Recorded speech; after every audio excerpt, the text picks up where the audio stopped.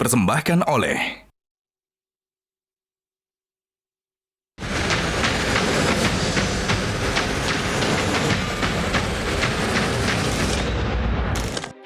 Demokrasi di Indonesia dinilai makin mengalami kemunduran. Gelombang seruan tentang keprihatinan atas kondisi Indonesia saat ini terus meluas di berbagai kampus.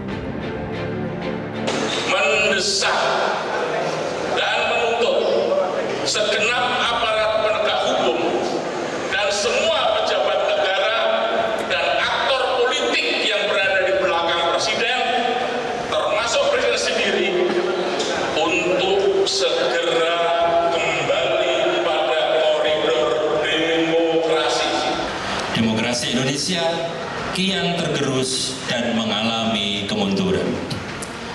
Kondisi ini kian diperburuk dengan gejala pudarnya sikap kenegarawanan dari Presiden Republik Indonesia Joko Widodo. Dan alumni UNER Indonesia prihatin atas hancurnya tatanan hukum dan demokrasi, hilangnya etika bernegara dan bermasyarakat, terutama korupsi, kolusi dan nepotisme yang telah menghancurkan kemanusiaan serta merampas akses keadilan pada kelompok-kelompok miskin terhadap berbagai hak yang berkaitan dengan kelayakan hidup.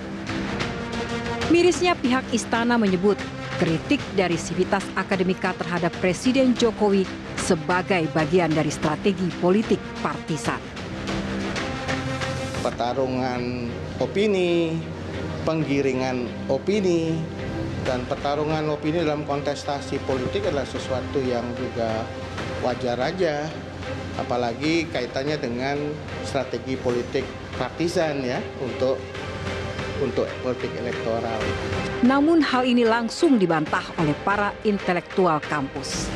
Silakan Bapak lihat ketika saya membacakan petisi UGM, 2 kali saya membaca bismillah.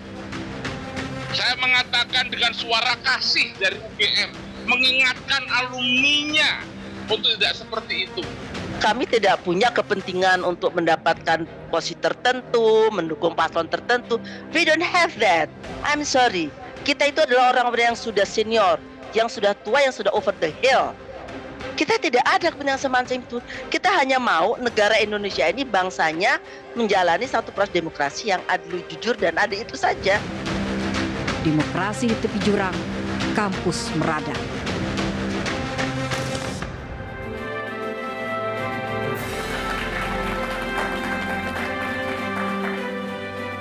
Halo, selamat malam pemirsa. Gerakan moral kalangan intelektual yang mengingatkan Presiden Joko Widodo untuk kembali menegakkan etika dan nilai demokrasi seakan tidak terbendung lagi. Dimulai dari kampus alma mater sang presiden sendiri, Universitas Gadjah Mada, lalu menyebar cepat ke kampus-kampus lain seantero Nusantara. Penyelenggara negara termasuk presiden dinilai telah melakukan berbagai tindakan menyimpang demi kelanjutan kekuasaan dalam kontestasi pemilu 5 tahunan. Bagaimana harusnya istana menyikapi suara para guru besar? Benarkah aspirasi ini ditunggangi urusan partisan demi elektoral atau murni sebuah panggilan hati untuk menjaga negeri ini? Dan pemirsa, inilah panggung demokrasi, demokrasi di tepi jurang, kampus meradang, bersama saya Afiani Bali.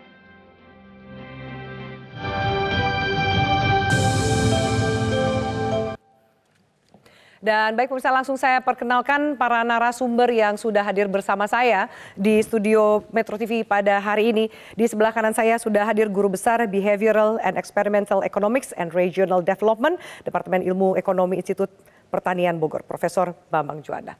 Selamat malam, Prof. Selamat malam. Lalu kemudian juga hadir akademisi dari Universitas Indonesia, Mas Ganjar Laksmana. Mas Ganjar, halo, selamat malam. Selamat malam.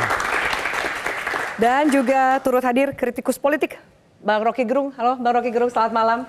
Audiomus igitur vivat profesores. Yang artinya adalah? Ya, cari di Google. Baik, terima kasih. Satu pekerjaan rumah buat saya. Berikutnya hadir juga, ini ada tokoh Gerakan Nurani Bangsa, Profesor Komarudin Hidayat. Prof. Komar, selamat malam. Terima kasih sudah hadir bersama kami. Lalu juga ada pengamat politik Muhammad Kodari. Bang Kodari, selamat malam. Terima kasih sudah hadir. Gaudeamus igitur Juvenes dum sumus. Saya langsung nyanyiin. Itu langsung dinyanyikan ya. Langsung gayung bersambut antara Bang Rocky dan Ini alumni UI Mas... soalnya masuk UI semua pasti nyanyi itu. Pasti nyanyi itu. Semua hidup hafal. Baik, dan juga saya akan menyapa narasumber yang bergabung melalui sambungan Zoom, Guru Besar Fakultas Psikologi Universitas Gadjah Mada, Profesor Kunchoro. Prof. Kunchoro, selamat malam. Selamat malam Mbak Afi, selamat malam semuanya. Terima kasih Prof sudah hadir bersama kami di Panggung Demokrasi. Satu lagi perwakilan dari Badan Eksekutif Mahasiswa, ada Ferel Uzil. Halo Ferel, selamat malam. Terima kasih dari UI dan juga Ketua BEM berikutnya dari sambungan Zoom, Ketua BEM Unpad Muhammad Haikal Febrian Syah. Halo Haikal, halo selamat malam. Halo Mbak, selamat malam. Selamat Baik. malam Bapak Ibu sekalian. Dan terima kasih sudah hadir bersama kami. Di sini juga hadir di studio mahasiswa dari UIN Syarif Hidayatullah, Universitas Esa Unggul dan juga dari Universitas Indonesia. Terima kasih teman-teman sudah hadir di sini. Oke, baik. Saya akan langsung sebelum kita mulai, kami menyampaikan bahwa sebelumnya kami mencoba untuk mengundang Koordinator Staf Khusus Presiden Ari Dwi Payana, namun yang bersangkutan tidak berkenan untuk hadir dalam dialog ini. Sebelum kita memulai diskusi, Bapak-Bapak sekalian, kita akan dengarkan dulu update terbaru. Ada keputusan hari ini yang disampaikan dari DKPP yang menyatakan Ketua KPU beserta para komisioner melanggar kode etik dalam penerimaan atau menerima pendaftaran Gibran Rakabuming Raka sebagai cawapres. Kita simak selengkapnya berikut ini. Memutuskan mengabulkan pengaduan para pengadu untuk sebagian. 2. Menjatuhkan sanksi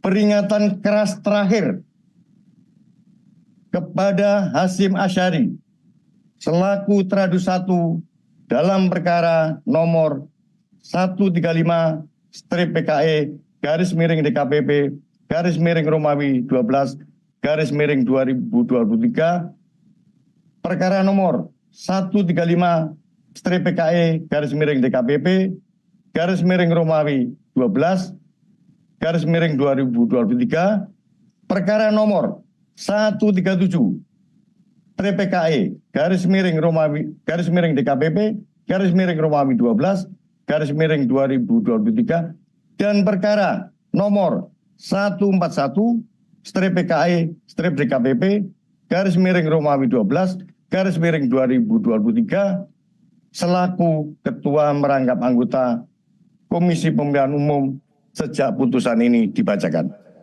Ya, baik. Saya akan langsung pertama ke Prof. Bambang dulu, terlebih dahulu. Sebelumnya ada keputusan MK, lalu hari ini kita dengarkan bersama ada putusan dari DKPP. Intinya kedua putusan itu menyatakan adanya pelanggaran etika. Sejauh ini dengan juga gelombang suara dari Sivitas Akademika mengenai juga soal etika, apa tanggapan? Mungkin ada juga respon termasuk jawaban dari Prof.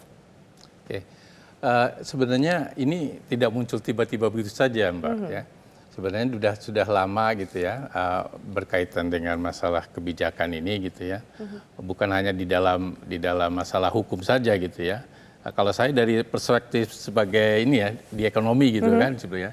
Seperti hal yang sekarang ini dibahas terkait dengan masalah dicurigai terkait dengan bagaimana kebijakan bansos misalkan sekarang seperti itu.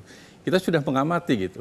Bahkan saya pernah menulis di Republika itu bulan Desember perlunya katakanlah pemilu yang jurdil gitu ya. Dan rasanya ketika tadi saya lihat tayangan ya ketika Prof Tuti dengan katakanlah pihak istana ya cerita bahwa kita ini katakanlah sebagai partisan atau mungkin barangkala ikut-ikutan gitu. Itu sebenarnya kita sudah mengamati gitu. IPB salah satunya, saya kira yang lain juga sama mungkin ya. Itu menjunjung tinggi masalah kejujuran, objektivitas gitu ya. Kalau kita nggak jujur saja, katakanlah nggak objektif saja, itu akan ketahuan gitu. Hasil kajiannya ini nggak benar sebenarnya nantinya. Kita selalu menganut prinsip-prinsip saintifik ya, ilmiah dan juga termasuk juga masalah etika juga gitu ya. Ketika di dalam katakanlah melakukan suatu kajian, apalagi dalam ilmu sosial gitu ya, itu juga melihat masalah ethical principle juga di situ gitu ya. Sehingga rasanya kami dari perguruan tinggi kalau misalkan katakanlah dianggap itu adalah partisan, ikut-ikutan katakanlah paslon tertentu, rasanya pasti tersinggung gitu kawan-kawan dari perguruan tinggi, apalagi seorang. Terkejutkah dengan respon itu Ya, atau sebenarnya minimal terkejut. ada counter narasi seperti Saya itu? sendiri sebenarnya baru mendengar itu hari Sabtu malam ya, tadi yang ditayangkan Mbak Afi itu, saya kok seperti itu gitu ya, istilahnya menganggap atau menduga atau mungkin suuzon lah gitu ya, terhadap ini. Kalau misalkan suuzon ini terhadap akademik atau katakanlah guru besar gitu ya, apa jadinya negara gitu kalau sudah dianggap seperti itu. Anda udah melihat gitu ini kan. ada suuzon Seperti itu. atau berprasangka buruk Ya, terhadap seperti aspirasi itu. yang disampaikan gitu. Dan sebenarnya masyarakat bisa melihat sebenarnya Ya. selama ini nih guru besar itu apakah memang seperti itu atau memang selalu menegakkan prinsip-prinsip kejujuran dan objektivitas gitu ya. Oke. Pasti akan ketahuan lah kalau misalkan ada seorang guru besar gitu Ya. atau mungkin dosen lah pun gitu ya, akan ketahuan termasuk mahasiswa dalam melakukan penelitian gitu ya. Kalau dia nggak jujur, kalau dia nggak objektif dalam melakukan kajiannya, misalkan tas skripsi, itu akan ketahuan gitu. Jadi sebenarnya semua ini bisa dipertanggungjawabkan, Bisa kurang lebih seperti itu ya. dipertanggungjawabkan, seperti itu, Oke, seperti itu. saya akan ke Prof. Kunchoro sebelum saya ke Mas Ganjar. Prof. Kunchoro, tanggapan Anda lebih jauh seperti apa? Bahwa kemudian juga ada rangkaian putusan yang menyatakan adanya pelanggaran etik. Anda ingin menanggapi lebih jauh? Ya tadi Mbak, ini justru yang menarik Mbak. Ini mungkin etik yang dimiliki oleh DKPP ini nanti juga oleh kelompoknya Gibran itu dia mesti ada pembenaran. Pembenaran itu bukan kebenaran. Ini semakin menunjukkan bahwa dalam psikologi itu sekali orang berdusta, culas, bohong, itu selanjutnya dia akan dusta, culas, bohong. Kenapa? Untuk mempertahankan tadi harga dirinya. Kalau saya mengatakan bahwa misalnya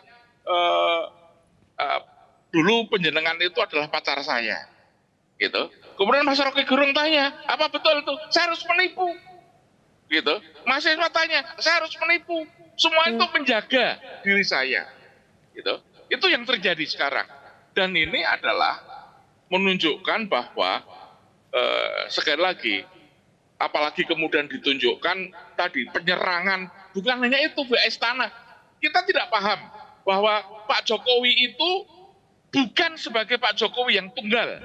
Sekarang semuanya orang memahami Pak Jokowi sebagai presiden, gitu. Tapi tidak pernah memahami bahwa Pak Jokowi itu adalah bapaknya Gibran, gitu. Sehingga peran-perannya yang ada di situ itu adalah selalu memihak kepada dia. Karena itulah maka sebetulnya tolong dari istana jangan justru membuat keramaian. Saya itu pada mahasiswa saya, Mbak, kamu boleh salah, kita boleh salah, tapi jangan berbohong. Berbohong. Itu pendapat kita. Oke. Mahasiswa baik. itu boleh salah, gitu. Karena itu apa yang terjadi? Jangan terjadi yang namanya justru kita itu dilecehkan. Kenapa? Guru besar itu atau universitas itu adalah benteng moral dan etika, gitu. Ya. Guru besar adalah pemikir bangsa. Kalau kita memikirkan bangsa, gitu, benteng terakhir fungsi kita tunjukkan, tetapi dicuduh yang macam-macam, itu harus seperti apa? Jujur kalau saya dari Gajah Mada, justru yang saya bela itu Pak Jokowi. Kenapa? Karena jangan sampai Pak Jokowi itu jatuh semakin terjerembab. Kenapa? Kita melakukan petisi itu hanyalah satu, ingin Pak Jokowi itu kembali menjalankan nilai-nilai dan jati diri UGM. Dua, Pak Jokowi ayo jalankan demokrasi Pancasila. Hanya itu, dengan bahasa kasih kita sampaikan. Hanya itu dan tujuannya adalah menjaga presiden, kurang lebih seperti itu ya Prof. Kunchoro. Saya harus jeda dulu. Menjaga saya nama baik alumni UGM, Mbak. Maaf, menjaga nama baik alumnus UGM. Gitu. Tujuannya karena lebih besar menjaga nama baik itu adalah orang UGM. Baik. Prof. Kunchoro, mohon maaf saya harus potong. Saya akan minta tanggapan dari masing-masing narasumber lainnya. Usai jeda kita akan segera kembali. Termasuk pembenaran bukan kebenaran. Apakah sejauh mana para narasumber melihat tanggapan dari pihak istana terhadap gerakan atau suara dari para sivitas akademika ini? Usai jeda, tetaplah bersama kami.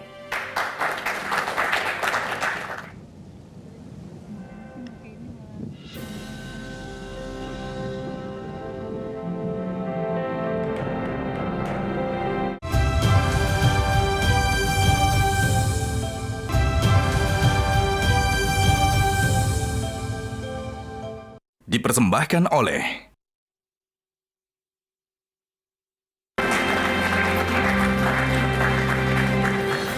Ya, baik pemirsa, kami lanjutkan menyambung tadi Mas Ganjar penjelasan dari Prof Bambang dan juga kita dengarkan tadi penjelasan yang cukup berapi-api dari Prof Kunchoro ya, menyikapi situasi hari ini dan juga gerakan atau turun gunungnya para guru besar. Dari UI sendiri bagaimana melihat ini termasuk ketika ada tudingan bahwa ini partisan, ada pihak yang menunggangi dan lain-lain. Ya, begini ya.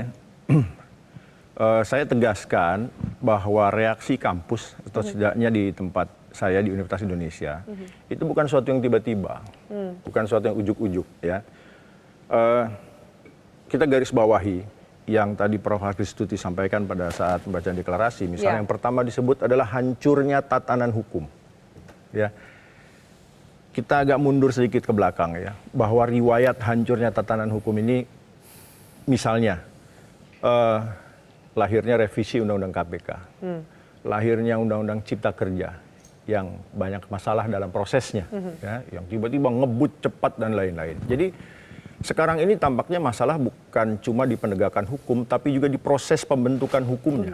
Ya, normanya dimanipulasi, lalu di framing lah, ya, dibangun opini sedemikian rupa, lahirlah undang-undang yang kita sudah tahu bahwa pelaksanaannya nanti akan bermasalah, gitu kan? Nah, ini kan erat sekali kaitannya bagaimana memanipulasi norma ini, ya, dengan moral dan etik.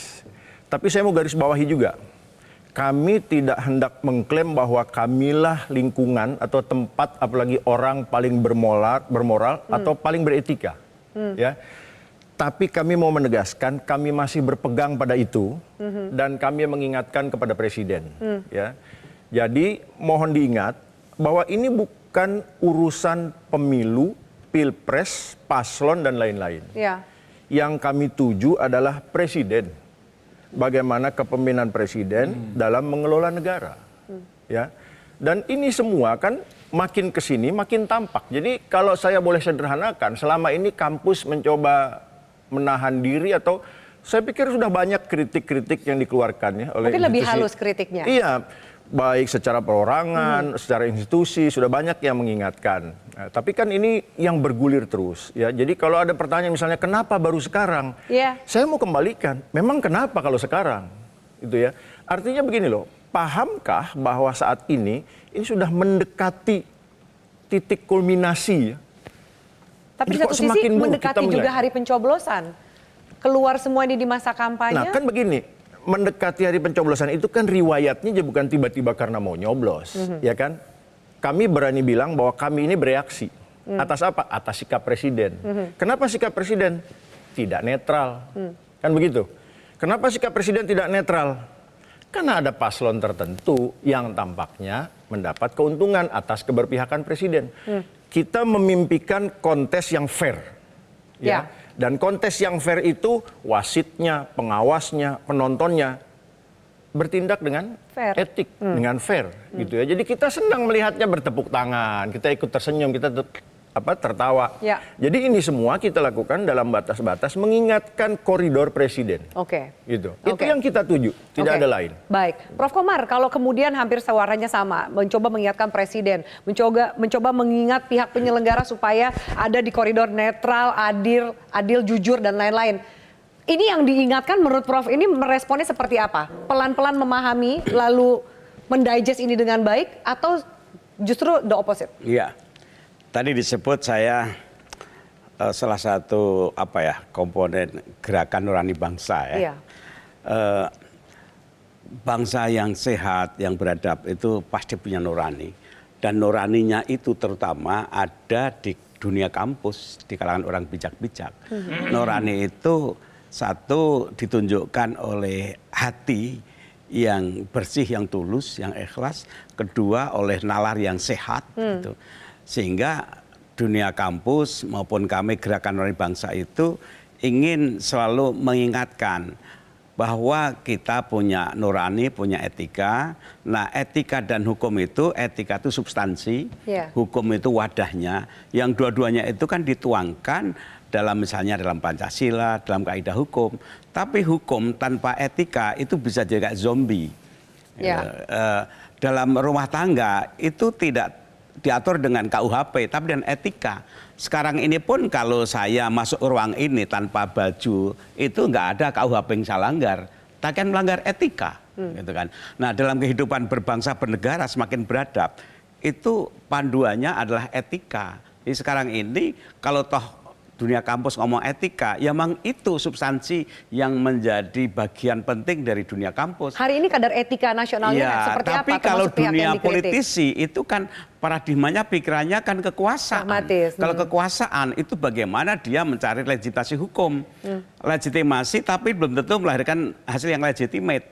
Nah, yang kedua ingin saya sampaikan adalah tugas presiden yang terakhir akan dikenang dalam sejarah adalah dia melaksanakan pemilu yang jujur, adil, fair, berkualitas, bermartabat, sehingga secara moral dan legal diterima oleh rakyatnya dan diakui dunia, dan itu aset bagi pembangunan bangsa ke depan. Oleh karena itu, tugas presiden akan dikenang apakah dia mewariskan kepemimpinan ke depan yang bermartabat, berkualitas atau tidak. Nah, dengan kasus-kasus ribut-ribut seperti ini kan warning kepada Presiden Jokowi, tadi oleh alma maternya. Ini tugas yang penting sekali. Jadi bukan sekedar memenangkan pertandingan atas dasar hukum, tapi aspeknya luas sekali. Bukan cuma urusan menang atau kalah. Bukan urusan hitung-hitungan itu. Termasuk cara mendapatkan kekuasaan dan kemenangan itu. Itu yang dibetnikan. Mas Kodari, bagaimana Mas Kodari melihat sejauh ini gerakan ini, dan apakah terlambat atau justru momentum yang tepat? Bagus ya. Kalau saya baca isi-isinya misalnya dari UI nih ya, karena saya kampus saya mengutuk segala bentuk tindakan yang menindas kebebasan ekspresi. Bagus. 2, menuntut hak pilih rakyat dalam pemilu dijalankan tanpa intimidasi. 3, menuntut agar semua ASN, pejabat pemerintah, TNI, Polri, memang begitu aturannya. Betul. Menyerukan agar semua perguruan tinggi mengawasi dan mengawal secara ketat pelaksanaan pemungutan suara. Saya nggak tahu bagaimana ini implementasinya dilakukan oleh perguruan tinggi ya. Apakah kemudian akan membentuk atau membuat semacam relawan saksi, TPS, gitu ya? saksi misalnya begitu. Buat saya sih bagus-bagus saja. Jadi menurut saya sih fine, oke, no problem. Ketika kemudian yang disoroti adalah ketidaknetralan dari presiden sendiri. Di satu sisi presiden juga sempat menyampaikan bahwa itu haknya presiden untuk cuti dan berkampanye. Yang mana tadi Prof. Komar mengatakan loh, justru legacy terakhir adalah bagaimana presiden melahirkan hasil pemilu yang memiliki legitimasi lewat pemilu yang jujur dan adil. Ya, saya kembali aja kepada peraturan yang ditulis oleh undang-undang ya. Kalau yang saya baca undang-undang ya, mungkin kalau ada bacaan berbeda. Di Undang-Undang nomor 17 itu kan nomor 7 tahun 2017 itu kan memang ada pasal 299 yang mengatakan bahwa presiden dan wakil presiden boleh berkampanye, dan tidak menafikan bahwa presiden itu punya hak pilih, punya hak politik, dan punya pilihan-pilihan politik gitu. Jadi itu hak juga. Hak juga. Harus dihargai juga oleh semua pihak, hak dari presiden untuk cuti dan berkampanye, mendukung salah satu paslon. Betul. Baik, kita harus jeda. Nanti saya minta tanggapan Bang Rocky. Usai jeda nanti juga akan kami putarkan statement dari Koordinator Staf Khusus Presiden Ari Dwi Payana yang mengatakan bahwa jelang pemilu pasti muncul pertarungan opini, dan ini adalah hal yang wajar apalagi dengan situasi demokrasi ditandai dengan adanya perbedaan pendapat. Apa yang bisa kita tangkap dari statement tersebut? Usai jeda, tetaplah bersama kami.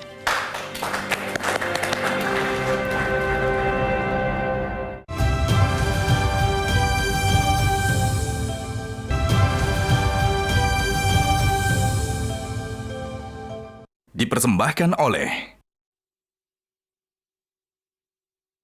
itu hak demokrasi. Dalam negara demokrasi yang namanya berpendapat, yang namanya petisi, seruan, itu suatu hal yang wajar dan dihormati.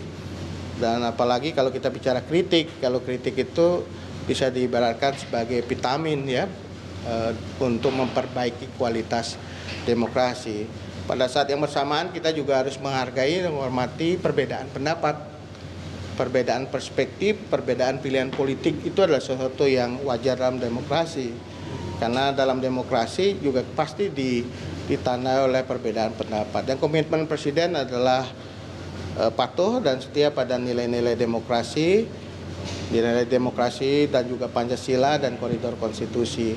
Dan kita juga bisa mencermati akhir-akhir ini daun politik adalah jelang pemilu pasti dimunculkan sebuah pertarungan opini, penggiringan opini, dan pertarungan opini dalam kontestasi politik adalah sesuatu yang juga wajar aja, apalagi kaitannya dengan strategi politik partisan ya untuk politik elektoral.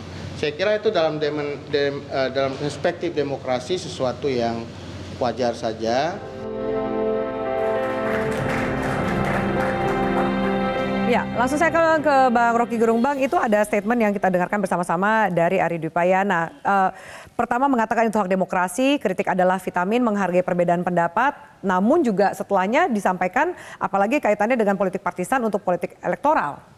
Bagaimana Anda melihat ini? Jadi dihargai atau ternyata masih ada suuzon kalau yang Prof. Bambang Juanda tadi katakan? Tadi laporan dari beberapa teman-teman mahasiswa itu, mereka diintimidasi itu. Jadi keterangan dari saudara siapa namanya itu? Ari Dwi Payana. Ya tapi sebetulnya kan Ari Dwi Payana pasti konsultasi dulu dengan Pratikno tuh mau ngomong apa kira-kira kan itu kan bukan hasil pikiran dia sendiri itu. Dan Pratikno pasti membaca sinyal dari Presiden Jokowi. Dan Presiden Jokowi menginginkan ucapan-ucapan itu terlihat manis, demokratis itu. Persis yang ditulis di dalam buku How Democracy Dies itu. Semua pemimpin berupaya untuk mencitrakan diri demokrasi, padahal dia sedang membunuh demokrasi kan. Kan itu yang terjadi kan. Jadi kalau kita lihat apa sebetulnya poinnya tuh ucapan itu tuh. Kalau dalam praktek tetap ada tekanan, kan dasarnya hanya itu tuh. Ya. Jadi coba kita bayangkan misalnya Hitler dulu itu wajahnya kekanak-kanakan. Hitler dipilih secara demokratis tuh. Bahkan di dalam ujung pemerintahan dia Hitler itu orang semacam Carl Schmitt, pemikir hukum terbaik di Jerman itu akhirnya membela tindakan Hitler. Dikasih pembenaran. Heidegger, filsuf paling tajam abad 20 itu akhirnya sebagai rektor Universitas Marburg itu membela Hitler itu kan. Jadi kalau cuma belaan kayak dangkal semacam itu kita udah pernah dengar. Pembelaan teoritis diberikan oleh Heidegger pada Hitler. Ya. Pembelaan akademis dikasih oleh Carl Schmitt pada Hitler tuh. Dan Hitler akhirnya merasa oh dia dibela. Kalangan akademisi, sementara pada saat yang sama dia katakan saya dipilih secara demokratis loh di Jerman. Benar, dia dipilih secara demokratis, tapi dia kemudian membangun SS. Apa namanya semacam BIN di sini itu. Yang bahkan penduduk kota Berlin nggak tahu bahwa Hitler lagi membangun kekuasaan. Jadi Hitler sendiri itu berupaya untuk memperlihatkan the other side of Janus face gitu. Janus itu punya Dewa Janus itu punya dua face, dua wajah, wajah bengis dan wajah baiknya. Nah kita melihat wajah bengis itu disembunyikan dengan wajah baik pemandu sorak dari Jokowi. Di depan itu kan berjajar pemandu sorak Jokowi kan. Ya. Nah Jokowi sendiri menyusun strategi busuk itu. Untuk satu periode, untuk satu putaran segala macam. Jadi persiapan kebusukan itu di belakang layar tuh. Itu yang kita sebut sebagai biasanya tuh kalau panggung Yunani itu yang di depan itu dibikin bagus, di belakang itu kasakusuk tuh. Ya. Obstinity itu, ya kebusukan. Jadi panggung depan dan panggung belakangnya berbeda. Betul, pas itu yang terjadi. Tapi kalau kemudian dikatakan bahwa komitmen presiden tetap dalam koridor konstitusi itu hanya pembelaan atau omong kosong belaka. Itu kalimat tukang bakso juga begitu. Kalau kita dengar, ya kata presiden tuh iya, tetapi prakteknya sejak Gibran disodorkan melalui pamannya itu udah penanda pertama bahwa kebusukan sedang dipersiapkan tuh. Ya. Something rotten in Denmark itu dalam lakon-lakon Shakespeare misalnya. Jadi kita mencium bau itu, nah ciuman itu yang kemudian masih ingin ditahan oleh universitas itu. Profesor-profesor ada, kita mungkin bisa cari wangian yang lain. Tapi lama-lama busuknya nggak ketahan kan. Tapi hari ini nggak ada wangian lain, ternyata bau busuk aja. Betul, itu betul-betul. Kalau kita mau kasih nama apa presiden, ya Presiden Soeharto bikin hal yang sama, tapi dia sadar belakangan tuh. Jadi kita sebut Soeharto adalah bekas presiden Indonesia. SBY bekas presiden Indonesia. Jokowi masih presiden, tapi dia jadi presiden bekas karena udah bau busuk itu. Lalu apa yang bisa dilakukan sejauh ini, termasuk juga suara dari kampus, guru besar, termasuk rekan-rekan mahasiswa menyuarakan ini? Akankah itu terdengar? Akankah itu diserap sesuai dengan harapan?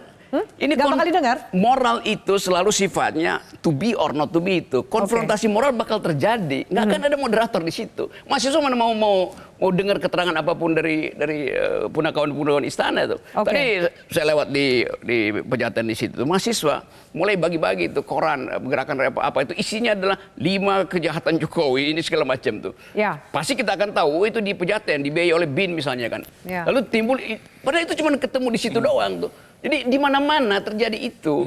Saya 1 semester ini mungkin udah 100 kampus saya kasih kuliah tuh. Dan itu memang ada pemanasan emosi di situ tuh. Nah, kemudian kita lihat bahwa jalan pertama itu dibuka oleh mahasiswa di UGM itu.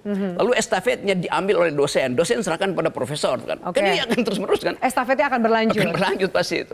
Sampai ke mama. Saya minta tanggapan dari perwakilan BEM di sini. Sudah ada Feral dari studio dan juga ada Muhammad Haikal dengan sambungan Zoom. Saya akan ke Feral terlebih dahulu. Feral, ini sebenarnya rekan-rekan BEM, ada guru besar juga dari UI, suara dengan guru besar dari kampus lain dan BEM lain. Ini seperti apa sih saling berkomunikasi, yang mana yang duluan? Atau ternyata dukungan dari guru besar seakan-akan menjadi tambahan semangat dan juga amunisi teman-teman BEM? Iya, kalau bicara semangat tentunya menjadi semangat. Artinya kita punya rasa semangat juang yang sama gitu. Tapi sebelum kita bahas lebih jauh gitu ya Mbak, dari dulu, dari beberapa waktu ke belakang, kita selalu berdebat terkait etika, terkait hukum, yang nampaknya selalu dipukul balik oleh pihak istana atau sebagainya. Rasanya tidak bisa kita berbicara etika oleh pihak yang tidak mengerti etika itu sendiri. Nah, di sini saya coba untuk bahas perspektif lain gitu. Bahwa apa yang dilakukan Pak Jokowi ketika ini terus dibiarkan, itu akan menghasilkan ketimpangan politik. Ya. Kalau kita baca buku yang sama dari Bang Rocky Gerung tadi gitu, How Democracy Dies, disebutkan bagaimana demokrasi itu akan terjadi kemunduran ketika ada usaha dari eksekutif untuk melegalkan ataupun melanggengkan kekuasaannya. Kita ambil contoh misalkan di Rusia, Putin dan juga Erdogan di Turki, di mana mereka melakukan amandemen di situ. Nah, posisi yang ada di Indonesia saat ini adalah dominasi dari eksekutif dan juga dikolaborasikan dengan populisme, itu menjadi suatu hal yang sangat berbahaya untuk demokrasi kita. Kita tahu saat ini demokrasi dicampur adukan di mana eksekutif punya dominasi yang tinggi dan juga adanya populisme itu dapat menciptakan ketimpangan politik. Ya. Ketimpangan politik dapat terjadi di negara yang demokrasinya masih tergolong muda. Ya. Kita mengambil contoh Indonesia. Indonesia ini baru menerapkan demokrasi elektoral pada tahun 2014 dan pada konteks tahun ini pemilu 2024 artinya baru ada 2 kali, baru ada 1 kali transisi dari incumbent ke non-incumbent. Apa yang dilakukan Pak Jokowi saat ini ketika kita biarkan cawe-cawe yang dilakukan presiden tentu akan menghasilkan suatu presiden yang buruk ke depannya. Ya. Yaitu kita tahu sendiri bahwa nantinya akan menghasilkan suatu presiden di mana presiden selanjutnya yang akan melanjutkan dari presiden incumbent itu hanya presiden yang dikehendaki oleh presiden incumbent itu sendiri. Bukan masyarakat. Bukan masyarakat. Menurut Anda gerakan-gerakan ini, suara dari guru besar, suara kampus, suara rekan-rekan dari BEM akan berdampakkah kepada masyarakat? Sudah semestinya akan berdampak karena apa yang kita suarakan, apa yang kita bicarakan bukan semata-mata atas opini kita pribadi, tapi kita berusaha untuk menampung aspirasi masyarakat luas di sana yang mereka percayakan itu dapat dikomunikasikan, dapat diaspirasikan, disuarakan oleh kaum intelektual yang berasal dari kampus. Oke, baik. Saya ke Muhammad Haikal. Haikal, dari karena sebagai ketua BEM Unpad ini bagaimana Anda juga mencoba mengawal dan menjaga kemurnian suara ini? Jangan sampai ada pihak-pihak lain yang mencoba menunggangi ini, terutama dari sisi politik. Betul Mbak, hari ini kita lihat bersama gitu ya, api perlawanan ini bukan lagi hanya di masyarakat dan mahasiswa, bahkan guru besar pun sudah berstatement. Kalau di Unpad kami sampaikan kemarin bahwa Sivitas Akademika guru besar ini adalah tembok terakhir yang menjaga dari demokrasi hari ini, yang menjaga hukum hari ini dari sisi akademis, dan itu nilainya mutlak dan itu nilai tidak bisa digugat karena Sivitas Akademika dan juga dosen itu berlandaskan teoritis dan juga memiliki tanggung jawab yang harus dipertanggungjawabkan dari setiap ucapannya. Jadi saya mau merespon dari pihak istana terlebih dahulu, janganlah kalau kata Bang Rocky itu menjadi seorang yang dungu karena pada akhirnya meremehkan dari hasil buah pemikiran yang ada di kampus. Dan tentunya untuk menjaga ini tetap netral dan juga tidak menjadi elektoral siapapun, yang harus dilakukan adalah tentu kami membatasi dan juga bergen dari langkah-langkah yang dilakukan, gitu. Sehingga gerakan-gerakan sipil nantinya, gerakan-gerakan mahasiswa, rakyat, buruh dan lain sebagainya, itu gerakan yang murni. Dan ini yang sedang kami coba aktifasi. Mahasiswa coba sedang menghimpun kembali berbagai sekat itu tadi, Dan harapannya itu nantinya akan digabungkan. Nanti ya mungkin ketika di depan ini semakin buruk kondisi demokrasi hari ini, bukan tidak mungkin 2019 bisa terulang kembali. Oke. Baik, saya minta tanggapan dari Mas Kodari. Mas Kodari, dengan situasi seperti ini dan kalau klaim dari Ferel, suaranya juga akan didengar oleh masyarakat. Apakah Istana akan akhirnya mendengarkan dan memenuhi tuntutan ini, bersikap memilih untuk netral, atau justru sebaliknya sudah terlanjur basah dan dukung aja, memberikan dukungan kepada salah satu paslon? Saya kira harus bicara mengenai aspek-aspek yang spesifik ya, dari poin-poin yang disampaikan dari siapapun juga itu, apa UI, apa UGM dan seterusnya. Kalau bicara mengenai peran presiden dan kampanye dan seterusnya, saya kira kembali kepada undang-undang lagi, bahwa di situ memang dibolehkan.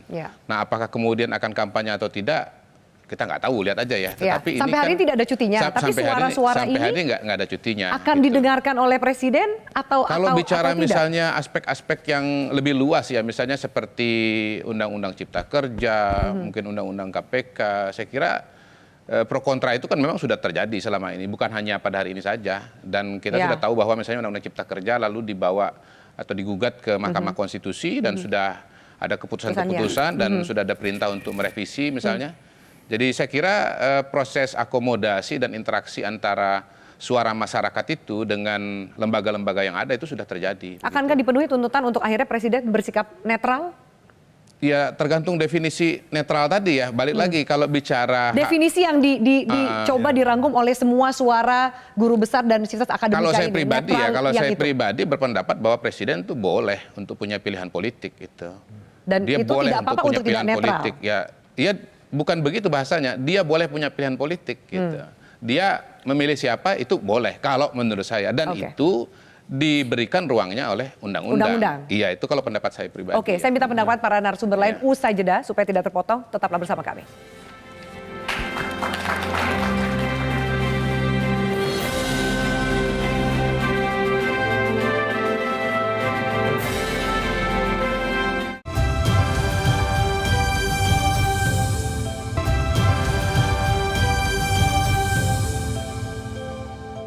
Dipersembahkan oleh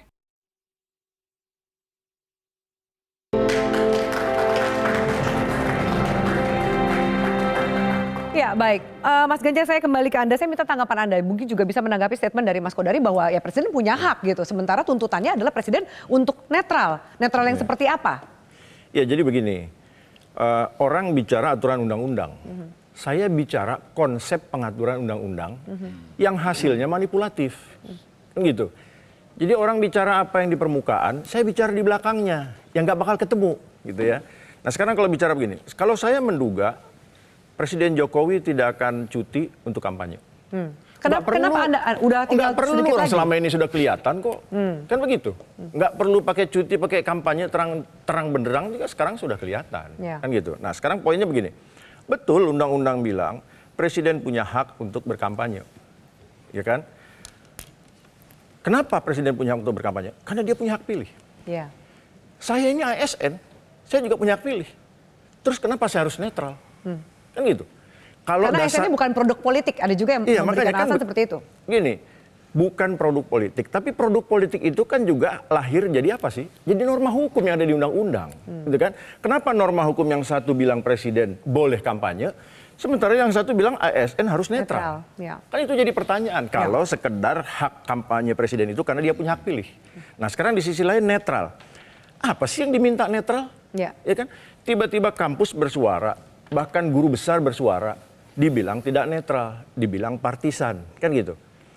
Kalau yang dimaksud netral itu kami tidak boleh cawe-cawe mengingatkan presiden, kami harus diam, itu bukan netral, namanya bodoh, itu kan. Jadi bukan diminta netral, diminta bodoh kalau bicaranya. Yang kami sampaikan tetap dalam koridor, itu kan, bahwa presiden harus taat hukum, harus menjaga etik, moral dan lain-lain, itu. Nah itu sebabnya kami ini mengingatkan, kampus ini mengingatkan, ya. Dan sekali lagi saya bilang, jangan salah, kami bukan memotret secara khusus pilpres, pileg, paslon tertentu, bukan. Yang kita tuju presiden, bahwa menuju presiden ada yang kena imbas di pilpres, di pileg, itu hal lain. Itu ya. Kenapa hal lain? Karena itu kan akibat perilaku presiden sendiri. Maka ketika kita menyampaikan sesuatu kepada presiden, seakan-akan kita mau menyampaikan sesuatu yang ada di belakangnya. Kenapa presiden harus berdiri di belakang salah satu saja? Kan gitu. Berdirilah di belakang rakyat. Dan itu haknya gitu. presiden? Loh iya, bicara haknya presiden, kan balik lagi begini. Haknya presiden diatur oleh undang-undang. Kalau saya ngotot, undang-undangnya manipulatif. Gitu. Itu yang kita minta jaga supaya presiden wise. Gitu ya, supaya bijak. Karena apa? Kembali lagi, kita ingin kontes ini kontes yang sehat. Gitu kira-kira. Baik, saya akan ke Prof. Kunchoro. Prof. Kunchoro, kalau kemudian menurut Anda, akankah istana atau presiden akhirnya mendengarkan, bahkan akhirnya mengikuti apa masukan, kritik, dan saran yang disampaikan oleh para guru besar dan juga rekan-rekan mahasiswa ini? Atau ternyata hal yang berbeda, tidak sesuai dengan harapan Anda? Tidak, saya tidak akan melihat berubah. Dari mimiknya Pak Jokowi yang muncul, kemudian juga dari Ari Dipayana ketika berketerangan, itu tidak akan berubah. Karena itulah maka kami itu yang kami sesalkan. Gitu. Sudah mereka melakukan pembenaran itu. Tadi dikatakan bahwa presiden boleh, saya itu protes, Pak. Sekarang misalnya Pak Luhut, saya memilih ini, gitu. Saya foto, hanya foto saja, berfoto. Dengan gini-gini itu tidak boleh.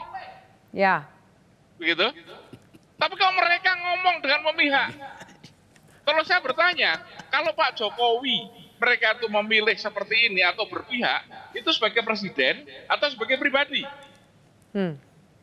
Ini tidak pernah dibahas. Bagaimana masyarakat bisa membedakan itu? Lah, itu banyak peran. Makanya itu hanya rasa yang bisa membedakan. Gitu. Dia itu disumpah untuk adil. Gitu. Disumpah untuk adil. Tetapi dia ingkari adil itu. Artinya sekali lagi bahwa kemudian dia berkelit dengan tadi pembenaran, hukum tidak dilanggar, gitu loh. Hukum itu kan yang tertulis, kembali lagi tadi saya setuju dengan dari BEM tadi yang mengatakan bahwa kalau itu selama bukan tidak akan pernah ketemu. Tetapi sekali lagi hanya dengan rasa. Dan ini sekali lagi kami dari UGM itu pengen menjaga marwah Pak Jokowi, gitu loh. Karena kalau Pak Jokowi rusak, yang Gajah Mada juga cemar. Ya, baik. Baik, saya minta tanggapan ya dari Prof. Bambang, silakan. Bagaimana supaya melihat bahwa petisi kampus ini sesungguhnya adalah kontrol sosial bagi presiden dan pemerintah sendiri. Jangan kemudian malah dicampur adukan, bahkan melempar diksi urusan partisan politik. Oke, baik. Ini supaya kelihatannya semuanya suaranya sama nih ya. Saya agak sedikit berbeda nih, Mbak. Jadi terkait dengan masalah pengaruhnya gitu ya. Saya melihat ya, ini saya dari perilaku mungkin eksperimen lah gitu ya. Saya semalam melihat kelihatannya agak berbeda itu kan, capres nomor 2 itu kan. Dia berusaha dalam debat maksudnya. Dalam debat misalkan. Paling tidak to some extent adalah pengaruh sedikit gitu. Anda merasa tapi mungkin ya signifikan. Itu pengaruh dari suara-suara yang kalau dari sisi kita kan dalam agama pun harus jangan terlalu suudzon juga gitu ya. Apapun usahanya meskipun tidak berhasil, yang penting kita usaha gitu ya. Di atas yang menentukan berubah atau tidak. Saya melihat ketika debat semalam gitu ya. Itu capres nomor 2 gitu kan berusaha mengapresiasi gitu. Agak beda kan biasanya. Mengapresiasi dua paslon lainnya. Pendapat ini yang ketika berbeda dengan pendapatnya. Apresiasi dan menerima masukan gitu. Paling tidak mungkin ada satu titik dari, ya meskipun titiknya baru kecil gitu. Anda melihat itu sebagai sebuah secercah harapan? Ada secercah harapan, tetap kita berusaha sehingga apa yang kita lakukan gitu ya harus dilanjutkan gitu, jangan diam gitu. Karena baru sedikit yang pengaruhnya lah gitu ya. Misalnya gini, terkait dengan tadi Pak Kodari terkait dengan masalah pendapat apakah presiden ini berkampanye atau tidak gitu ya. Kalau saya sih meskipun secara hukum katakanlah boleh gitu kan ya. Tapi kan masalahnya saya kira orang pun nggak istilahnya kalau menggunakan bahasa Bung Rocky itu ya, nggak bodoh lah gitu ya kita masyarakat nih, karena bagaimana mungkin ketika katakanlah presiden cuti dia tidak menggunakan fasilitas negara, itu nggak mungkin gitu ya, sehingga nanti akan menurunkan kredibilitas presiden juga, sehingga saya memprediksi sama dengan Pak Kodari kayaknya presiden nggak mungkin, nggak akan mengambil tindakan cuti itu. Jadi tetap seperti sekarang gitu, tetap sekarang gitu. Karena tapi tidak ngambil cuti bukan berarti akhirnya presiden netral. Atau Anda melihat itu? Itulah bukan berarti netral, karena mungkin tadi bisa cukup dengan apa yang sudah dilakukan selama ini. Misalkan contoh, cukup ini, untuk? Cukup misalkan saja dengan apa gaya atau mungkin kebijakan yang dilakukan pemerintah. Misalnya, contoh bansos gitu kan, misalkan bansos nih gitu ya. Sebenarnya kita sudah dari dulu melihat kemungkinan ada semacam, ya kita sih baru kalau dalam dunia pendidikan ini hipotesis lah gitu ya. Hipotesis awal lah. Hipotesis awal kitanya. Kenapa ini kok biasanya yang namanya belanja pemerintah kita yang ditransfer ke daerah itu dulu tuh sepertiga itu Mbak, yang masuk APBD. Tapi kok tiap tahun ini menurun gitu. Bahkan yang tadinya sepertiga bisa 28, 26 bisa dicek mungkin sekitar 25% gitu ya. Belanja ke transfer ke daerah itu. Yang besarnya itu belanja non KL gitu ya. Di antaranya yang subsidi bansos segala macam itu gitu. Saya kira kita pernah sama-sama mendengar ya bagaimana penjelasan Bu Menkyu misalkan saja. Mohon masyarakat melihat bagaimana penggunaan daripada bansos itu. Yang tahun lalu katakanlah 476 triliun, sekarang naik 20 gitu. Nah kalau kita lihat masyarakat jeli gitu ya, kenapa gitu? Bukan pandemi bisa naik 20 gitu. Tapi apakah masyarakat sejeli itu, Prof. Komar, apakah kemudian masyarakat bisa membedakan lapisan-lapisan atau batasan yang tipis ini? Nah, ini perlulah kita sebagai katakanlah dari perguruan tinggi menjelaskan. Makanya dalam kesempatan saya ingin menjelaskan nih Mbak ya. Jadi misalkan gini, memang tadi masalah penggiringan opini gitu. Bisa saja kan opini ini kita biasanya ngajarin ke mahasiswa gini, ada 2 kaidah gitu ya. Kalau misalkan kalian mendengarkan opini ini, kemudian banyak mahasiswa ya, lihat dulu siapa yang ngomong gitu kan ya. Jangan melihat apa isinya dulu gitu. Nanti melihat sebenarnya kita mempelajari sebenarnya benar atau tidak gitu kan. Nah terkait dengan masalah yang tadi itu ya, misalkan saja bansos tadi gitu ya. Kalau kita lihat seringkali kan opininya, oh itu naik itu kan karena krisis pangan, krisis energi, misalkan seperti itu ya. Itu bisa saja dari situ, tapi apakah memang seperti itu gitu ya? Nah, kalau dikaitkan dengan katakanlah misalkan saja cara memberikan bansos itu, mungkin kita juga akan bertanya juga ya, kritis juga kan misalkan, kenapa cara memberikan bansosnya seperti itu gitu. Tapi kan mungkin Anda guru besar, mungkin masyarakat penerima tidak sampai sejauh itu. Oh iya, makanya kita perlu mengedukasi masyarakat. Dan masyarakat penerima ini adalah pemilih juga. Iya, makanya perlu mengedukasi gitu. Jadi yang namanya politisi termasuk presiden, biasanya dia punya segudang alasan apapun gitu ya untuk mencapai tujuannya gitu ya. Baik. Nah, terkait dengan bansos sebenarnya ada aturan itu bansos itu. Bansos itu kan misalkan belanja bansos itu belanja yang dikeluarkan oleh pemerintah untuk siapa? Untuk orang miskin. Ya, yang rentan terhadap risiko sosial gitu. Nah, apakah pemerintah sudah ada data misalkan, saya pernah mengkritik juga mengenai data kemiskinan. Bansos yang hari ini Anda lihat seperti apa? Nah, saya melihatnya harusnya kalau yang namanya bansos itu kalau memang kita katakanlah transparansi dan akuntabel gitu ya, harus dipastikan memang itu orang miskin. Oke lah orang miskin gitu. Tapi adil nggak? Bagaimana dengan masyarakat yang lain? Yang ini dikasih, yang ini tidak gitu. Nah itu dari situ juga. Dan ini sebenarnya ada kaitannya dengan masalah satu data Indonesia terkait dengan data kemiskinan ini yang sebenarnya masih dipertanyakan oleh kami juga. Ini profesor ekonomi, jadi bicaranya ada sisi pandang atau perspektif dari ekonomi. Kita akan lanjutkan termasuk juga ketika kami juga menangkap adanya beberapa intimidasi yang diterima oleh para guru besar pasca deklarasi, termasuk juga rekan-rekan mahasiswa, baik didatangi oleh aparat termasuk juga didatangi oleh preman. Akan kami bahas usai jeda, tetaplah bersama kami. Salah seorang sebenarnya mahasiswa kami yang mengatakan bahwa dia kecewa sekali. Kenapa UI kok ikut-ikut UGM, ikut-ikut UI, ikut dan lain? Karena harusnya kita bisa pergi ke pejabat yang benar dan menyampaikan ide-ide. Ya, jadi dan kebetulan dia itu dari angkatan. Tapi saya nggak tahu angkatan apa ya. Tapi pakai seragam. Ya, walaupun dia tidak menyebut nama dan lainnya, tapi dia berusaha agar kita tidak menjalankan apa yang kita lakukan pada hari.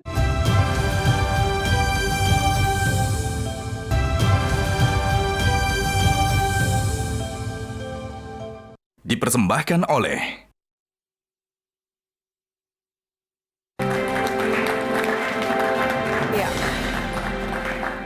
Saya akan akan ke Prof. Komarudin sebagai salah satu tokoh Gerakan Nurani Bangsa. Dengan suara yang terus digaungkan, meminta presiden netral, menjaga kaidah demokrasi dan lain-lain, Prof. Komar. Tapi di satu sisi kita amat menyayangkan adanya tindakan intimidasi yang diterima oleh para guru besar pasca deklarasi, termasuk juga rekan-rekan dari BEM yang didatangi oleh preman dan lain-lain. Bagaimana Prof melihat ini? Kok mengapa situasinya punya potensi eskalasinya meningkat jika ini diteruskan? Ada campur tangan dari aparat? Iya, ada dua hal yang saya sampaikan. Pertama, kami berharap bahwa kampus itu menjadi garda pengawal amplifier nurani, ya, nurani bangsa. Dan sementara ini di kampus terbagi dua, guru besar yang punya kebebasan, keberanian berekspresi, dan pimpinan rektor yang kelihatannya sebagian takut-takut masih ragu-ragu karena mereka mungkin terikat atau menikmati status quo atau apapun namanya perlu dipertanyakan. Nah, padahal saya berharap kalau dulu yang namanya rektor di Indonesia itu kan pencetus penggerak reformasi. Saya ingin sekarang ini forum rektor kompak tunjukkan minta untuk menjaga menciptakan kebebasan berekspresi di kampus.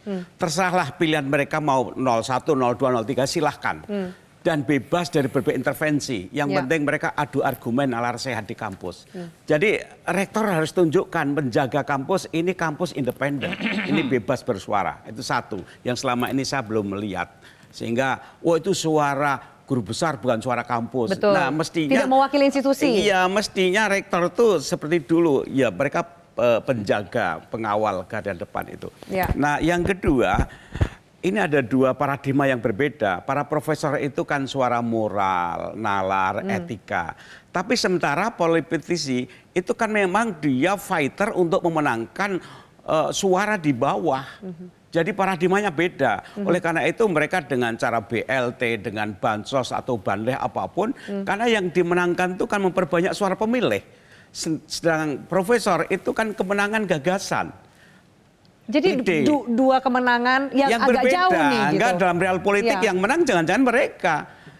Pertanyaan saya makanya mereka adalah para politisi. Iya. Pertanyaan saya, apakah diskusi para intelektual, akademisi ini menciptakan gelombang perubahan mobilisasi, perubahan sikap masyarakat bawah atau tidak? Kalau tidak, ya kita di atas memang kita berwacana secara moral, intelektual, akademis. Tapi jangan-jangan yang menang ya para politisi akhirnya. Anda melihat, Prof, apakah kemudian gelombang itu sampai ke masyarakat atau akhirnya hanya di kalangan akademisi saja? Perlu diriset ini, sudah Kodari ahli riset itu. Tapi saya khawatir hanya di permukaan aja gitu. Mas Kodari, Anda melihat apakah di permukaan atau ternyata mulai dengan skenario satu macam-macam lah gitu. Saya mengutip Prof Bapak tadi merasa jangan-jangan ada dampaknya ketika salah satu cawapres yang biasa emosi agak adem gitu. Saya ngutip guru besar lagi namanya Fedi Hadis dalam wawancara dengan salah satu televisi, dia mengatakan begini.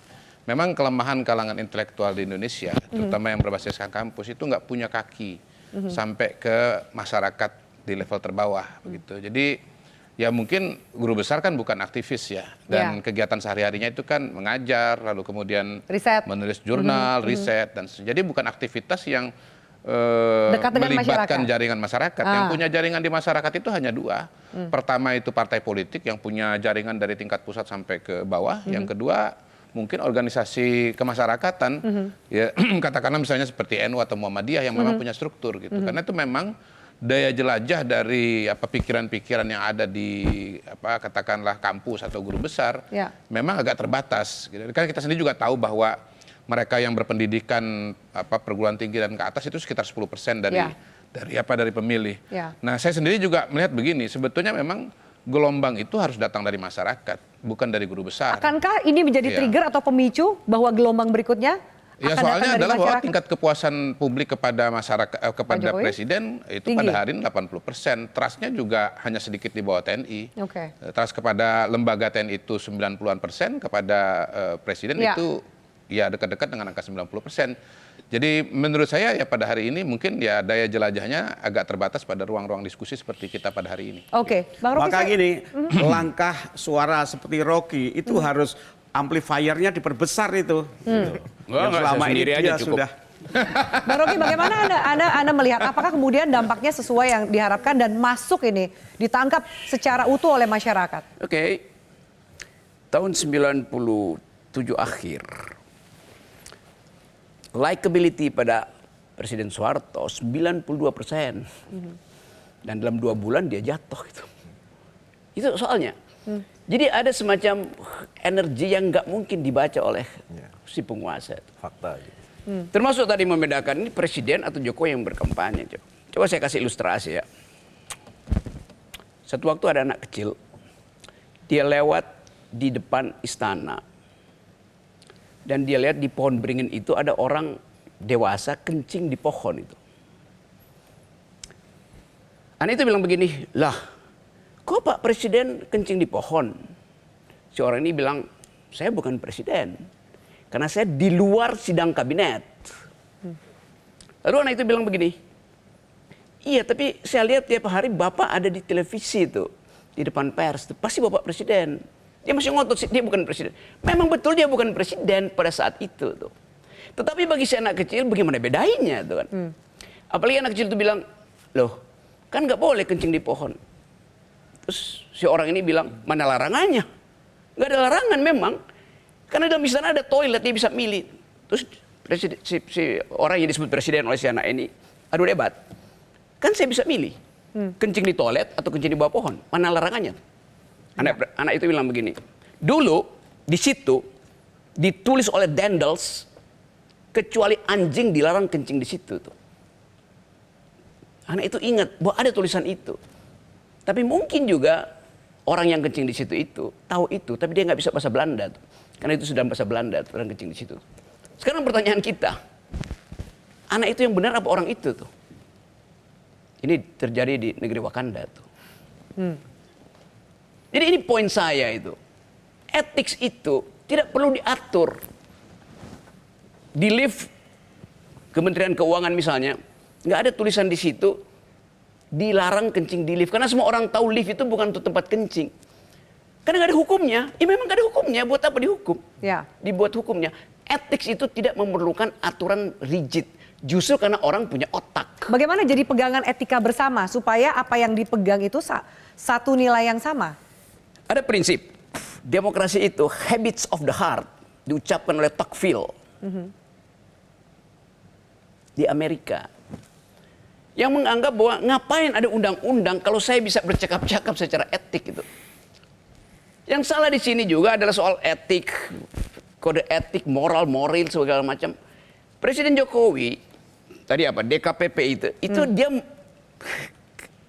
ketua KPU ditegur oleh DKPP karena melanggar etik, satu poin. Ketua Mahkamah Agung ditegur oleh Jimli karena melanggar etik. Itu tidak setara etik di situ. Ketua MK maksudnya? Ya, Ketua MK itu. Teguran DKPP terhadap Ketua KPU itu dia melanggar etik karena prosedurnya tidak dia lakukan. Padahal ada prosedur itu. Tuh. Teguran Jimli pada Ketua MK itu teguran etis karena di situ dia menyodorkan kepalanya itu untuk diatur oleh Presiden Jokowi. Jadi pelanggaran etik di dalam kasus Mahkamah Agung itu lebih tinggi status nobility-nya daripada di KPK.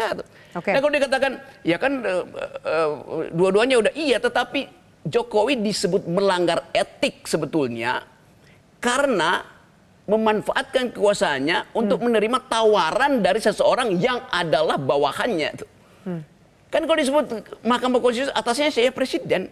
Yang mampu mengatur ketua Mahkamah Konstitusi cuma presiden. Ya. Jadi di dalam relasi moral itu si Mahkamah Konstitusi, si ketua Mahkamah Konstitusi itu diperalat oleh kekuasaan. Maka di situ kita sebut moral presiden buruk.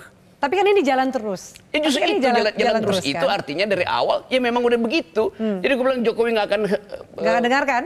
Dia nggak mau dengar, dia nggak mau cuti segala. Memang dari awal dia tahu, ya gue kuasa, mau ngapain loh. Kalau bagaimana dengan masyarakat? Kalau Anda katakan tadi bahwa tingkat kepuasan terhadap Soeharto sangat tinggi dan kemudian jatuh di 2 hari kemudian, bagaimana dengan masyarakat? Apakah gaung-gaung suara ini diserap oleh masyarakat? Energi publik itu satu waktu akan cari kanalisasi itu. Nah sekarang misalnya, kenapa masyarakat nggak protes?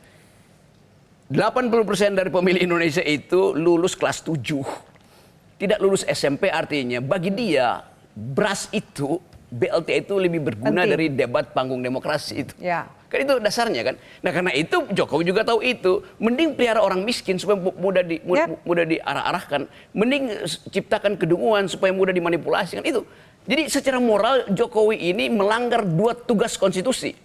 Konstitusi kita cuma katakan tugas presiden lepas dari visi misi dia itu 1, pelihara fakir miskin, 2, cerdaskan kehidupan bangsa. Dua-duanya itu dia tidak lakukan karena dia menunggangi kedunguan dan menunggangi kemiskinan untuk memperpanjang dinastinya itu. Oke, baik, kita harus jeda. Termasuk akan kita bahas berikutnya adalah soal intimidasi yang diterima oleh para guru besar dan juga rekan-rekan mahasiswa. Usai jeda, tetaplah bersama kami.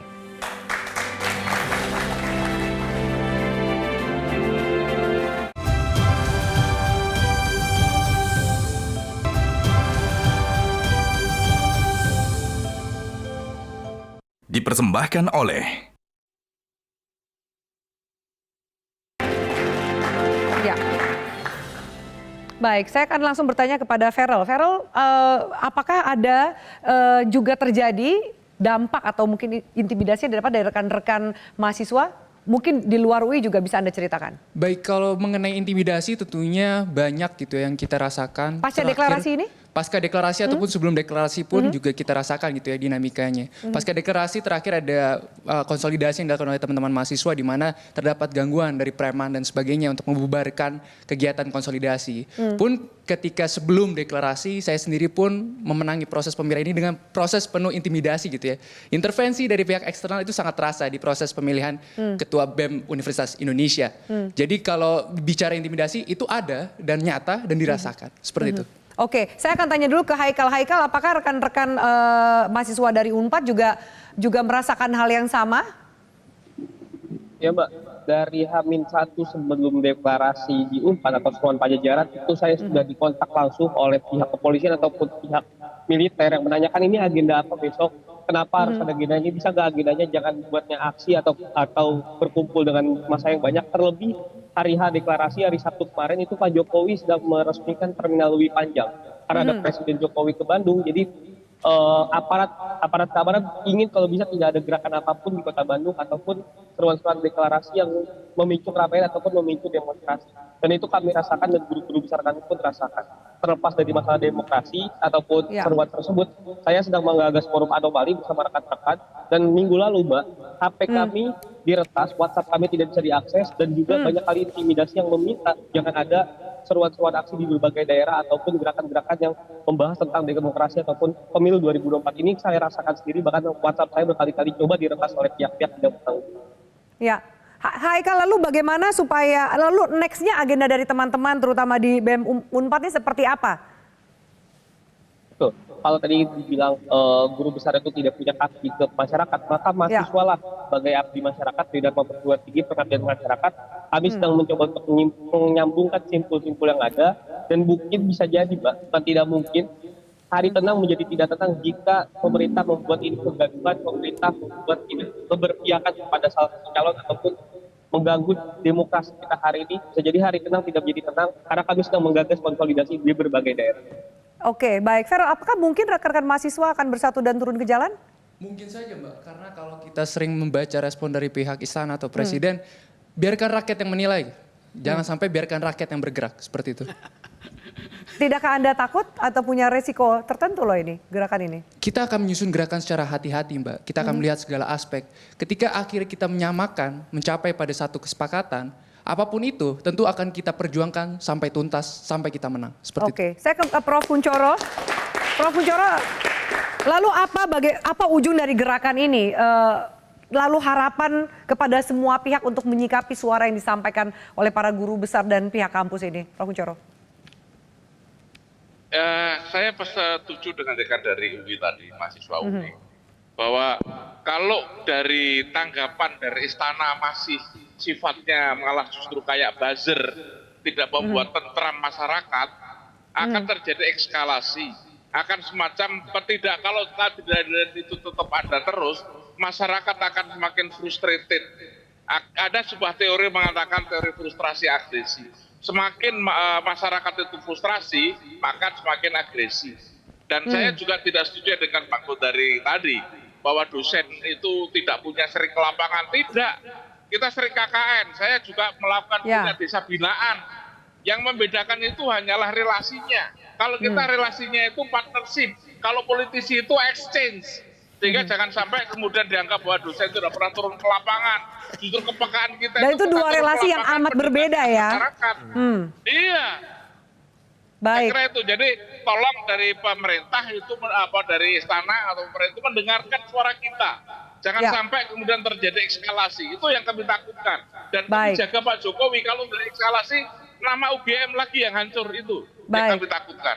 Baik, Prof. Kunchoro, terima kasih. Mas Kodari silakan ditanggapi. Ini ternyata partnership yang berbeda. Mereka juga punya kaki. Sangat menarik. Saya kira Pak Kunchoro bisa menggerakkan desa-desa yang beliau bina ya selama ini. Tetapi saya kembali kepada kutipan di awal bahwa itu pernyataan dari Prof. Pedi Hadis yang saya setujui. Dan kalau misalnya Pak Kunchoro mengatakan nanti rakyat marah. Ya sekarang rakyat marah tuh indikatornya apa? Kalau saya pakai indikator survei rakyatnya puas. Nah terkait dengan apa yang dikatakan, apa yang dikatakan oleh Bung RG juga 92% saya nggak tahu angka dari mana ya, waktu itu survei belum musim belum ada. Jadi itu angkanya mungkin Wakanda seperti kata beliau katakan tadi, tapi karena Wakanda nggak apa-apa lah. Yang kedua, waktu itu ada peristiwa yang namanya krisis moneter, krisis ekonomi yang bersifat menyeluruh dan sangat tiba-tiba. Pada hari ini kita nggak melihat ada krisis moneter. Jadi ya nggak mungkin dalam waktu 1 minggu misalnya tingkat kepuasan masyarakat itu akan berubah dan turun luar biasa dahsyat ketika tidak ada krisis ekonomi atau krisis moneter. Oke, jadi situasinya turun ke jalan sepertinya menurut saya enggak, karena nggak ada krisis moneter. Orang nggak boleh lupa bahwa 98 itu ada presiden besar yang namanya krisis ekonomi dan krisis moneter. Oke, baik. Prof. Komar silakan. Oh iya. Saya dulu tahun 2004 ketua Panwaslu ya. Itu satu proses yang damai, transparan, fair. Ada 2 hal. Satu, belum ada medsos seramai sekarang. Kedua, ketokohan Pak SBY itu mengeleding. Sampai-sampai ada ungkapan, kalau dipasangkan dengan sandal jepit pun menang. Sekarang situasinya berbeda. Jadi sangat kompetitif. Dan kemudian tidak ada pemilu tanpa kecurangan. Dan sekarang kecurangan itu semakin berkembang dibanding waktu saya jadi Panwaslu itu. Saya dialog dengan ketua Bawaslu dan saya sendiri mengamati. Ada berapa peraturan yang memang bolong-bolong. Yang bagi orang mau bermain itu celahnya mudah. Dari situ banyak undang-undang, banyak yang bolong-bolong. Kalau orang itu bukan tim sukses, tidak menunjukkan visi dan misi, dia bagi-bagi. Aman aja. Jadi itu bisa tangan siapa saja bisa bagi-bagi dan nggak bisa semprit oleh Bawaslu karena peraturannya itu emang bolong-bolong. Tapi eskalasinya ke depan seperti apa? Nah, tapi yang saya katakan, berbagai kelemahan peraturan itu bisa diatasi selama pimpinannya itu komited, pegang, junjung tinggi etika dan moral untuk menghasilkan bukan sekedar presiden pemenang pemilu, tapi pemimpin bangsa Indonesia yang akan membangun peradaban ke depan. Jadi di situ apakah kita sekedar melahirkan pemenang pemilu atau kita melahirkan pemimpin bangsa yang junjung tinggi etika, ini hal yang berbeda. Baik, baik. Terima kasih Prof. Prof. Jonas silakan. Nah, terkait dengan masalah kekhawatiran itu ya untuk mengungkapkan pendapat gitu ya. Ada perasaan rasa takut segala. Memang negara ini harus melindungi gitu ya, seperti ini ya. Hanya mungkin saya berpikir gini, apakah tadi kan Prof. Komar bilang kalau perlu semacam Bung Rocky ini diperbanyak gitu ya. Saya berpikir gini, apakah karena penyampaian, ini maaf Bung Rocky ya, memang poinnya harus jelas gitu ya. Apakah memang karena keras gitu ya ke dalam kata-kata ini ya, gitu. Ngerti maksudnya Bung Rocky ya, seperti itu. Termasuk juga kawan-kawan dari UI gitu, sehingga dapat semacam intimidasi gitu ya. Kemudian saya lihat dari IPB misalkan saja, kok tidak merasakan seperti itu, apakah karena nggak keras gitu kan, seperti karena itu. Kurang keras. Karena kurang keras gitu ya. Sehingga nggak dapat intimidasi. Ya, artinya mungkin juga karena itu, tapi sebenarnya kita sudah menyampaikan benar-benar, katakanlah terkait dengan tadi mengenai data kemiskinan. Kita sudah sampaikan ke ketua TNP2K, ketuanya gitu ya. Itu definisinya harus diperbaiki, bukan desil 1, desil 2 miskin gitu. Sudah jelas kan, kalau desil 1, desil 2 negara sudah maju pun selalu ada kan desil 1, desil 2. Saya minta tanggapan Anda kalau kemudian ini kalau rekan-rekan mahasiswa tadi mengatakan bahwa mereka siap turun ke jalan. Bahkan tadi Pak Haikal mengatakan bisa jadi hari tenang malah menjadi hari yang tidak tenang. Sikap Anda seperti apa? Saya kira untuk turun jalan ya, saya tidak begitu setuju gitu. Kita harusnya usahakan lebih keras lagi dengan cara dengan bersuara gitu ya, seperti itu. Ya mudah-mudahan Nah, karena memang harus ini juga harus jelas. Mungkin barangkali penjelasannya itu belum diterima, itu mungkin belum dimengerti, bisa saja seperti itu. Oke, gitu. baik. Mas Ganjar, silakan. Ya. Saya melanjutkan yang disampaikan Prof. Komar ya, bahwa terjadi manipulasi pembentukan aturan undang-undang ya, lewat penormaan yang banyak lubangnya lah, begitu kira-kira ya. Dan riwayat ini sebagaimana saya sampaikan sejak awal, panjang sekali riwayat bagaimana pembentukan undang-undang yang nir etik ya, miskin moral dan etika. Misalnya apa? Kita lihat tadi bagaimana aturan-aturan yang ternyata bisa dengan mudahnya ya meloloskan pihak-pihak tertentu. Bagaimana ada aturan yang tidak mewajibkan pejabat yang nyalon, ya kan, pilkada, pilgub, dan lain-lain untuk tidak mundur dari jabatannya. Itu salah satu bukti bahwa kita berada di era di mana terjadi krisis etik dan juga moral, gitu ya. Nah, sehingga kalau dibilang 98 dipicu oleh krisis ekonomi, nah, kita perlu juga melihat bahwa krisis kepemimpinan juga bisa menjadi pemicu, ya. Apakah sekarang gelombangnya ke arah sana? Menjadi pemicu krisis kepemimpinan ini?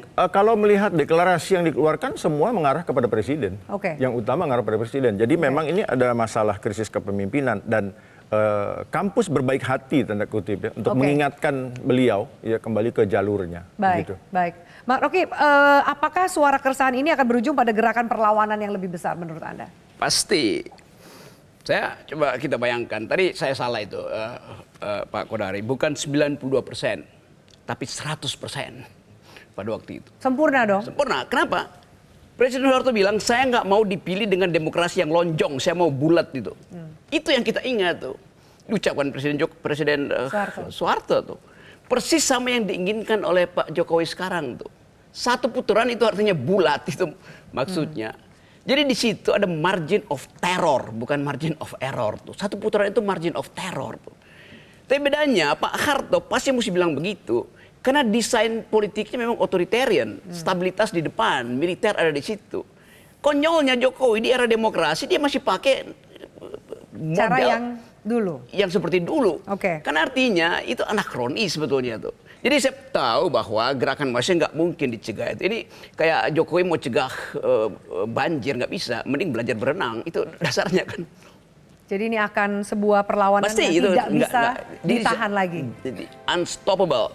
Dulu Jokowi masih Meskipun anggap 14 nanti kita akan melihat hasil pemilu yang siapa yang akan menjadi presiden, baik putaran 1 atau putaran 2. Ini tidak bisa dihentikan. Tidak bisa dihentikan. Dulu Pak Jokowi masih anggap kan rektor yang angkat. Maka dia stoppable. Sekarang dia unstoppable. Karena akhirnya gelombang itu jadi datang. Yang dulu kita anggap enggak, dari dulu saya bilang pasti gerakan mahasiswa akan terjadi. Itu pasti rektor-rektor nggak mau disebut dungu tuh. Atau guru besar nggak mau disebut botak kecil. Tapi memang masih ada guru-guru besar yang botak kecil. Yang berupaya untuk cari sensasi segala macam dan memihak pemerintah. Kan itu dasarnya kan. Kita lihat tetapi tidak mungkin ini dihentikan. Ini semacam sunatullah atau rumus-rumus sosiologi itu. Oke, baik. Terima kasih. Saya minta aplaus yang meriah untuk para narasumber yang luar biasa pada malam hari ini. Pemirsa, seruan moral yang digaungkan kalangan intelektual kita bukanlah sekedar angin lalu belaka. Ada aspirasi dan kritik keras mereka seakan membuka mata negara sedang tidak baik-baik saja. Pihak yang seharusnya berdiri di tengah malah berani bermain api meloncati garis batas netralitas. Jangan pernah biarkan demokrasi kita terancam oleh tangan-tangan kotor yang meremehkan etika. Karena mengutip pernyataan Romo Frans Magnisuseno, ketika etika dibuang, yang tersisa hanyalah kekuasaan yang telanjang. Saya Afir Malik undur diri. Selamat malam, sampai jumpa. Jelajahi cara baru mendapatkan informasi. Download Metro TV Extend sekarang.